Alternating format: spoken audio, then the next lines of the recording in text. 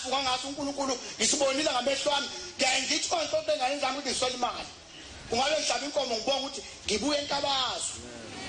ngifike ngabona indaba enkulu ngabona isihlahla esafunga umnikazi waleli bandla ezofuna obaba bethu wagcina nathi ezuza ilonto bangcolo fasi ixoxe manje indaba kaBhombela ayifani nendaba ezikhona emhlabeni indaba kaBhombela ngeke uyivotele indaba kaBhombela ingomngani wakho indaba kaBhombela mase ikhulunywa uhlukana unkosikazi nendoda endlini bahlukana nathi unkosikazi ayibaba kabantu ngoba ngobona kahle sesehlukana sikhuluma nje khona amadoda angenamakhosikazi apha endlini ahlukene wahlukana ibandla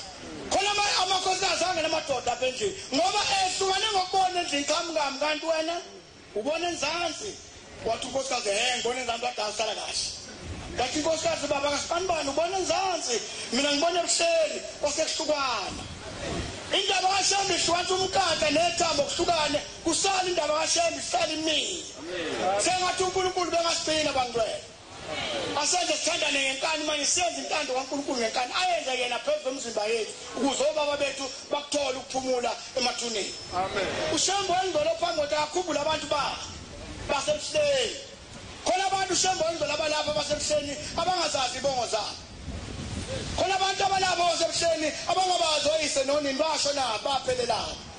khona abafazi alapha angawazi amadoda washo naphi athatha udlame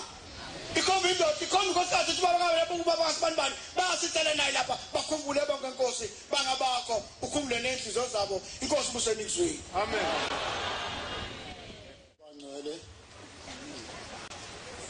ngiyayikhetha inkosi yasezulwini amen mhlawumbe ngicela ukubeka noma mabili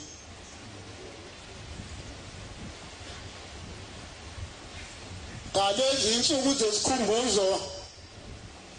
maNazaretha kwakukhalwa kulomuzi kwakuthi mawuthinta imisebenzi kaShembe bonke abantu bakhala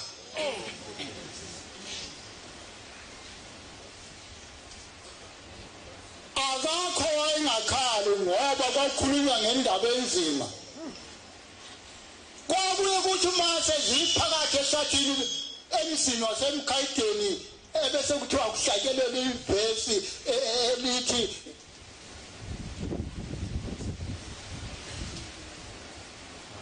angicela ukuhlala ukudlula kuwo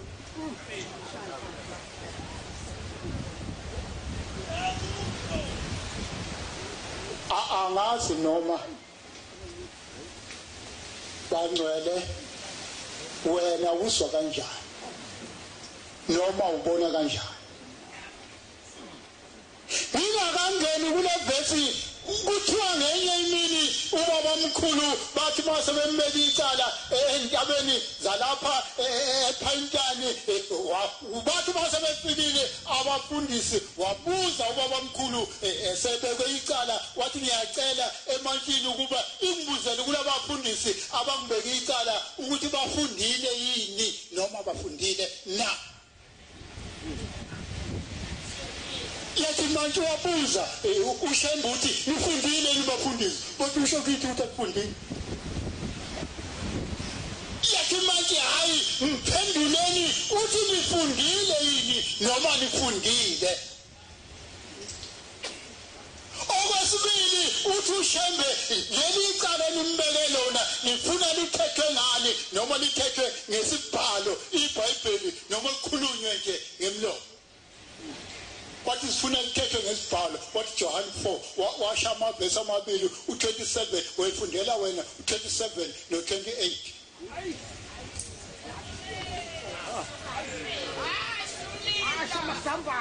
nobani wabuka umuntu nobani wabuka umuntu sala kahle kuthaba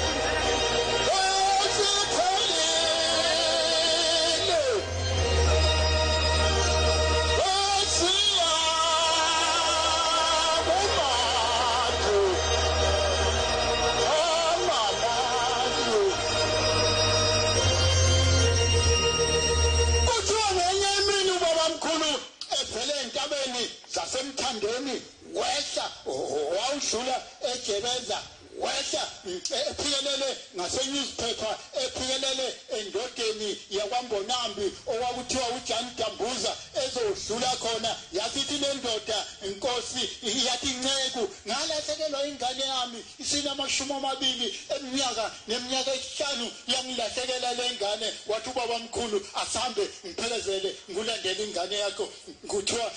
yasuka ubaba mkhulu wehla waqonda phansi ohlawe kusewuhlawe ngaleso sikhathi lapho sekuthiwa othawa khona waqonda khona wathi mayefika khona wehle platform wehlela ngabena ekulayini wafike waphatha ulayini wabheka le ndoda wathi ingane yakho ngubani ithenga kamtsheni ubaba mkhulu wasethi cha sengiyayibiza kuthiwa wamekeza ubaba mkhulu waphatha ulayini wathi Ezra wabuye waphinda wathi Ezra waphinda wathi Ezra buya uyafuneka ekhaya wasethi kule ndoda hamba ingane yakho iyofika ngolesithathu yaphindela le ndoda yaphindela ekhaya yafika unkosikazi wabuza wathi lo muntu uhlale ngami ufike wathinta ulayini wesitimela wathi ingane yami kayibuyi wathi izofika ngolesithathu lithilisi yathi le ngane sekuyimfizwa isemsebenzini yesha kumemeza umuntu phakathi endlebeni ethi Ezra buke ekhaya uyafuneka kuthiwa wathatha isitimela waphikelele entabeni zakubo ngasotho ngathi kuthiwa wathi mayiqhamuka inkosikazi yamemeza ngaphesheya yathi ngiyaqolisa ngibona umfundisi ucela yathi ucela ngisho ngoba umkhulu umfundisi ngomsimba yathi ucela ake uphume ubheke emnyango ngabe ubani lo ofana nengane yakho kuthiwa yakhali inkosikazi ibona ingane yakho isihamba ifune ekhaya ukuthi ungaphi yabuya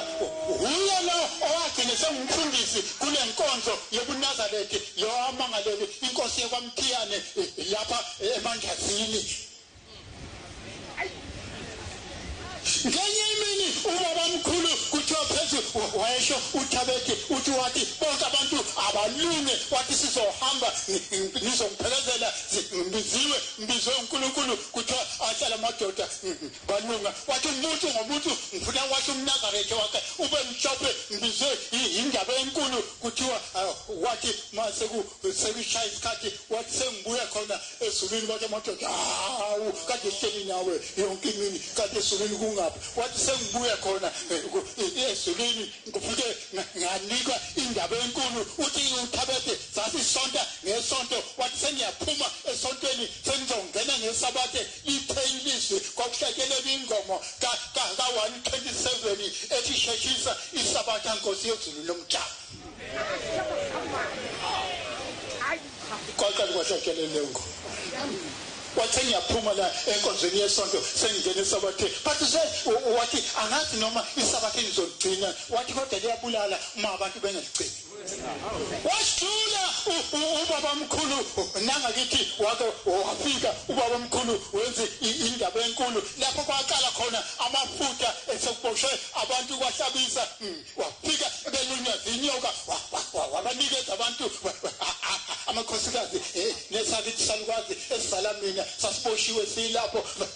banikeza amafutha ababawagcoba bengabi nalutho belunya zimamba noma amafuzi manzi babehlakula ngezandla behlakula amasimu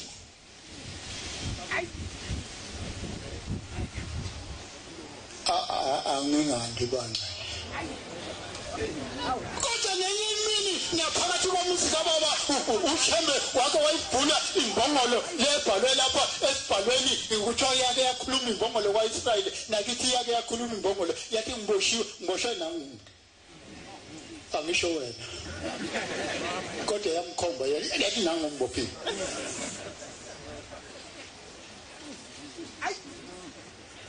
nangu ngibophi kusho imbongolo lebhalwe lapha lesihlabelele evesini yama-20 yiyo leyo mbongolo eyayikhuluma iyalahleka mhla sekuyinkosi ilanga inyanga ifika emsini wakithi lapha kwaNomathiya sizothuma lapho wabheka uSulu yalahleka imbongolo sisuka khona siphikelele ekhaya yabaleka yaphindela emva sathi sayixosha imbongolo yaphindela emva okwathi uma ufika kuyobikwe enkosini yathi inkosi aliphethe kahle le mbongolo isisephakameni ngeyiqala zethu uzobona le mbongolo yethu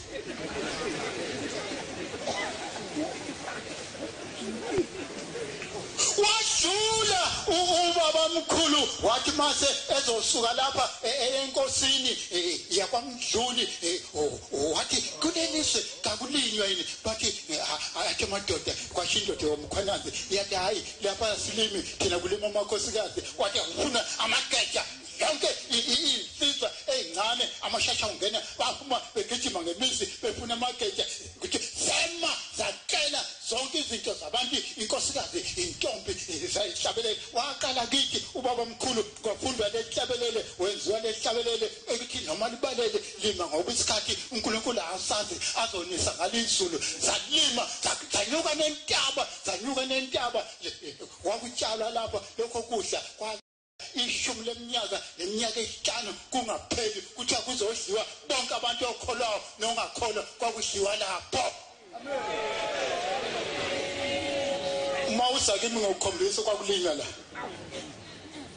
sekuyigiphi lenkomo kule ndawo kodwa insimi kababa omkhulu washilo ubaba omkhulu kwathi uguleni enye indoda yase yagula wayibuka wathi wena yini uphethe wakhuluma unina wa ngoba uyengasakhuluma wathi wena Jiso elikule ngane phuma namhlanje kophuma umnenke kule ngane ngabe ngiyaqhubeka ngiphethe yona inkonzo kodwa sisenkonzo khona phezu kwentaba umhlangano kumbiwa ngiqhubeka simba sinyuka nentaba simba indlela entabeni esho baba mkhulu athi ngiyakubona wena ongasasebenzi kulabo bantu athi ngiyakubona zathi mayifika ethempeleni kade behlangene amadoda ngamakhanda wabuza wathi madoda yini le kade nihlangene ngawo ngale bathi inkosi sithe simba kwaphuma uhlatsha phansi lo dengezi wathi hambani nilande ngizumame ekhuluma lapha omunye ethi umsukulu kaGoba kwathi uGoba kahamba lulande wagwehla uGoba wabheka ezantsi ekhoneni lapho kugcina khona itshele lokugcina elithi guguthandaze wafika wathatha wabuya nalo wesa kubaba omkhulu walibuka kuthiwa walibuka ubaba omkhulu wathi hawu leli tshele isekhona lembize wathi imbiza epheka inkosi uJesu kule ntaba ithi mhla sithuma uMosi